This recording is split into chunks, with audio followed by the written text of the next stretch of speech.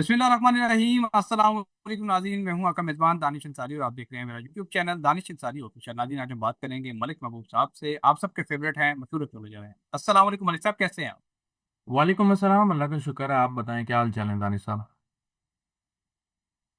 अल्हम्दुलिल्लाह मलिक साहब, मैं भी ठीक हूँ। मलिक साहब, गुज़श्ता रोज़ आपके साथ मैंने प्रोग्राम किया, मैं बड़ा खुश था। आप भी बड़े खुश थे जब मैंने आपको खबर दी कि दुनिया में अमन आने वाला है, आपने हुर्मुज़ को खोल दिया गया है, और ये बहुत बड़ी खबर। 1.5 महीने बाद कोई खुशी की खबर, कोई अच्छी खबर सामने आई थी, लेकिन आपने बताया था कि सितारे कुछ और ही कहानी बयान कर रहे हैं। सितारे बता रहे हैं कि हालात अभी बेहतर नहीं होंगे। तो हमारे नाज़रीन को क्लिप दिखाना चाहता हूँ कल का, जिन्होंने नहीं देखा वो क्लिप मुलाहिदा फरमाएं। तो ऐसा जरूर महसूस होता है कि for the time being, until Sun Aries में है, वीनस बहुत जल्दी आपका टॉरस में आएगा, तो सिचुएशन अंडर कंट्रोल आएगी। अंडर कंट्रोल का मतलब ये नहीं है कि आने वाले दिन पीस के होंगे। ये मैं आपको बताता आ रहा हूँ, ये टेम्परेरी पॉज है, इसको पॉज समझें। जैसे पिछले साल आया था, इस साल भी आया।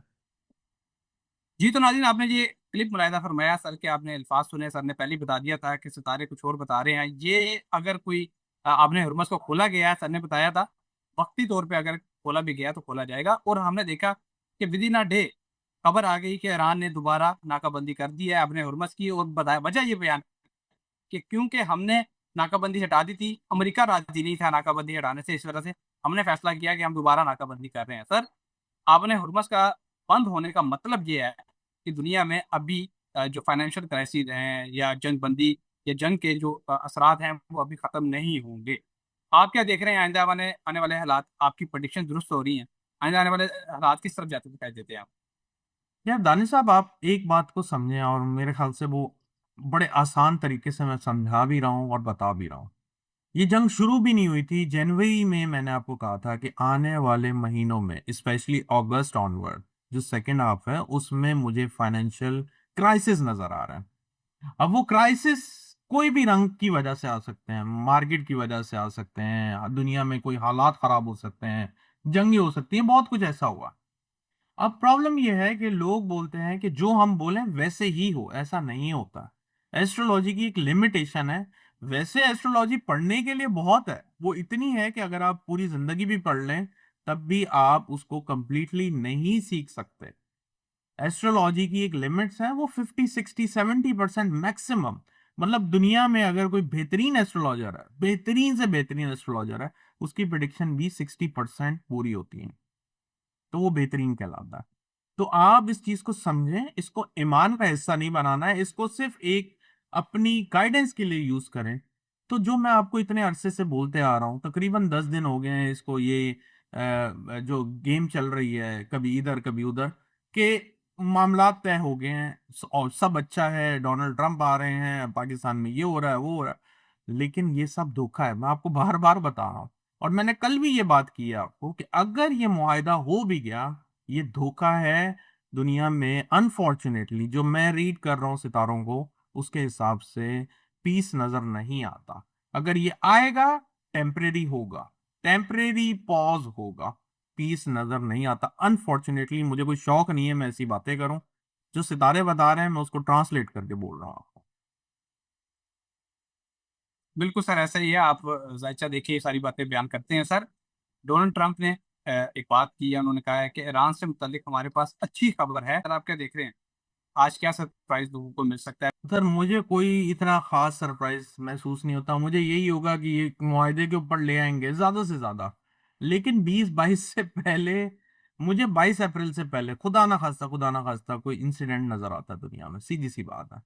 जरूरी नहीं है वो ईरान में हो सकता है वो कहीं पे भी हो, क्योंकि हम जो हैं एक नेटल चार्ट को देखते हैं, तो वो दुनिया को देखने का, यूं समझे, मंडेन लेवल पे एक तरीका होता है। तो मंडेन लेवल पे कोई बड़ा हादसा नजर आ रहा, हो सकता है वो ईरान का नहीं हो, किसी और को, लेकिन चूंकि इस वक्त सेंटर ऑफ अटेंशन बना हुआ है ईरान, तो हम लोग ये एक डॉट कनेक्ट कर रहे हैं कि मे बी पॉसिबल है कि ईरान में ऐसा हो जाए। लेकिन फिलहाल मैंने बताया है, जो भी होगा 22 तारीख से पहले जो भी होगा वो सब धोखा है, कुछ भी नहीं है। एक दिन होगा, 2 दिन होगा, ज्यादा से ज्यादा 10 दिन बेहतर होंगे, 15 दिन होंगे, 20 दिन होंगे, फिर कोई मसला हो जाएगा। ये टाइम ही नहीं है ना अच्छी चीज का स्टार्ट करने का। ये एक जो मुआहिदा है, या पीस का, अमन का मुआहिदा है, ये एक तरह से एक अच्छी बिगनिंग के लिए हम कर रहे हैं, राइट। ताकि दुनिया में सुकून आए, पीस आए, मामलात चले। लेकिन ये टाइम ही सही नहीं है तो कैसे आएगा पीस? Okay sir. अच्छा सर, ईरानी सुप्रीम लीडर का बयान काफी दिनों बाद सामने आया है, अक्सर उनके बयान सामने नहीं आते। उन्होंने कहा है कि ईरानी बहरिया दुश्मनों को नई और तल्ख शिकस्त देने के लिए मुकम्मल तैयार है। डोनाल्ड ट्रंप सर का क्लेम कर रहे थे कि हमने ईरान की बहरिया को मुकम्मल तौर पर तबाह कर दी है, अब उनका कोई जहाज पानी में मौजूद नहीं है। लेकिन डोनाल्ड ट्रंप तो बहरहाल बहुत से क्लेम्स और भी करते आए हैं। आप क्या देख रहे हैं? क्या समंदर में, पानी में कोई नई जंग शुरू होने वाली है? अक्सर आप पानी के बारे से भी प्रेडिक्ट करते हैं, क्या वाकई पानियों में आपको कोई नई नई जंग दिखाई दे रही है? मुझे ऐसा लगता है कि पानी में जंग होगी, लेकिन अभी जो जंग होगी वो कुछ डिफरेंट टाइप की होगी। इसमें मामलात मजीद खराबी की तरफ जाएंगे। आग भड़कने का, पानी के अंदर किसी तरह का तूफान आना, सुनामी आना, ये सब चीज़ों का टाइम एक्टिव हो चुका होगा। तो पानी में डिफिकल्टीज डेफिनेटली नजर आती है, वबाएं नजर आती हैं पाकिस्तान। और इंटरनेट, इसको भी जरा भूलिएगा नहीं, ये याद रखिएगा, इंटरनेट का डिस्कनेक्शन भी सामने आ सकता। Okay sir. सर आपने दूसरा प्रोग्राम में ये प्रेडिक्शन की थी कि दुनिया में कुदरती आफात भी आपको दिखाई देती हैं, 2026 के हवाले से आप पहले भी बता चुके हैं। सर आज एक ही रोज में इस्लामाबाद, पेशावर, सियालकोट, कराची, लाहौर और कई इलाकों में जल्जले के झटके महसूस किए गए हैं। लेकिन सर मैं आपसे ये पूछना चाहता हूँ, अल्लाह ताला सबको अपने ईमान में रखे, कि कोई मेजर इंसिडेंट तो नहीं हो, खुदा ना खास्ता कोई होने वाला है? लोगों को ज़हनी तौर पे तैयार रखना चाहिए। जिस तरह अफगानिस्तान में एक वाक़या हुआ था, बड़ा खौफनाक ज़लज़ला आया था। फिर एक सूडान में एक ज़लज़ला आया था और बड़े लोग इसमें जाँ बाग हो चुके थे। 2026 में खासतौर पे अप्रैल में ऐसी कोई चीज़ आप होते हुए देख रहे हैं? बिल्कुल, मैंने आपको अभी 2 मिनट पहले बोला है, मुझे दुनिया में कोई मेजर इंसिडेंट होता हुआ दिख रहा। मेजर इंसिडेंट का मतलब यही होता है, तो मामलात जरा खराब होते हुए आपके सामने आएंगे। Okay sir. अच्छा सर, एक बड़ा इंपॉर्टेंट क्वेश्चन है, खबर सामने आई है, अमेरिकी मीडिया ने दावा किया है कि अमेरिका ईरान के साथ 20 अरब डॉलर के बदले यूरेनियम मुआहदे पर गौर कर रहा है। क्या सर ये पॉसिबल है कि 20 अरब डॉलर लेके ईरान अपनी यूरेनियम जो है अमेरिका के हवाले कर दे? क्या आपको ऐसी कोई चीज़, पॉसिबिलिटी दिखाई देती? नहीं, मुझे नहीं ऐसा लगता। मुझे ऐसा लगता है कि ये सब धोखा है, नजर का धोखा है, ऐसा कुछ भी नहीं होने वाला, ये पागल बना रहा है। सर मुझे कोई इतना खास सरप्राइज महसूस नहीं होता। मुझे यही होगा कि ये मुआहदे के ऊपर ले आएंगे ज्यादा से ज्यादा, लेकिन 20-22 से पहले, मुझे 22 अप्रैल से पहले खुदा ना खास्ता कोई इंसिडेंट नजर आता है दुनिया में, सीधी सी बात है। जरूरी नहीं है वो ईरान में हो सकता है वो कहीं पे भी हो, क्योंकि हम जो हैं एक नेटल चार्ट को देखते हैं, तो वो दुनिया को देखने का यूं समझे मंडेन लेवल पे एक तरीका होता है। तो मंडेन लेवल पे कोई बड़ा हादसा नजर आ रहा, हो सकता है वो ईरान का नहीं हो, किसी और को। लेकिन चूंकि इस वक्त सेंटर ऑफ अटेंशन बना हुआ है ईरान, तो हम लोग ये एक डॉट कनेक्ट कर रहे हैं कि मे बी पॉसिबल है कि ईरान में ऐसा हो जाए। लेकिन फिलहाल मैंने बताया है, जो भी होगा 22 तारीख से पहले जो भी होगा वो सब धोखा है, कुछ भी नहीं है। एक दिन होगा, 2 दिन होगा, ज्यादा से ज्यादा 10 दिन बेहतर होंगे, 15 दिन होंगे, 20 दिन होंगे, फिर कोई मसला हो जाएगा। ये टाइम ही नहीं है ना अच्छी चीज का स्टार्ट करने का। ये एक जो मुआहिदा है या पीस का, अमन का मुआहिदा है, ये एक तरह से एक अच्छी बिगनिंग के लिए हम कर रहे हैं, राइट?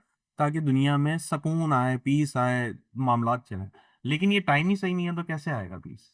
बहुत शुक्रिया सर, आपने अपने कीमती वक्त में से कुछ वक्त निकाला और इतनी ज़बरदस्त प्रेडिक्शन हमारे साथ शेयर की। नाज़रीन का शुक्रिया, कमेंट्स करते हैं, फीडबैक देते हैं। आपका फीडबैक हमारे लिए बहुत इंपॉर्टेंट रखता है। फीडबैक देते रहा करें। इंशाल्लाह नेक्स्ट प्रोग्राम में ऐसे ही दिलचस्प टॉपिक के साथ दोबारा पेश होंगे। अगली वीडियो तक के लिए मुझे और मलिक महबूब साहब को इजाज़त दीजिए। अल्लाह।